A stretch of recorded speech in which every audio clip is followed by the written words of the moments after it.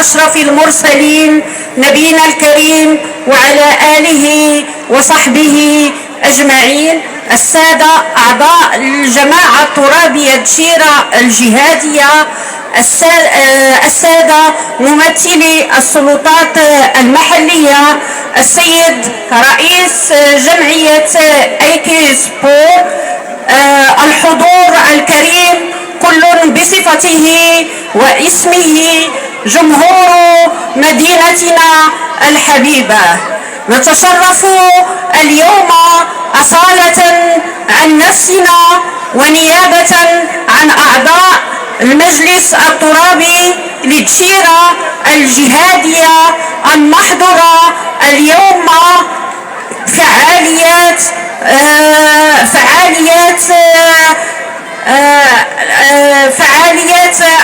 مهرجان فنون الحرب الذي تنظمه جمعية ايكوسبور بشراكة مع الجماعة الترابية دشيرة الجهادية، وذلك بمناسبة الذكرى 21 لميلاد صاحب السمو الملكي الأمير مولاي الحسن.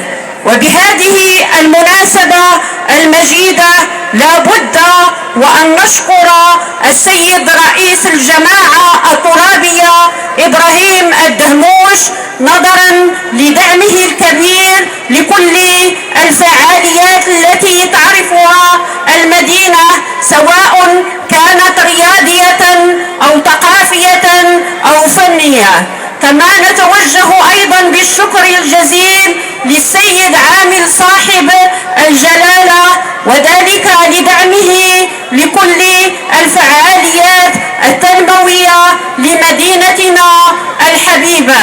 كما أننا نتوجه أيضا بالشكر الجزيل للأمن الوطني وللقوات المساعدة وأيضا للوقاية المدنية.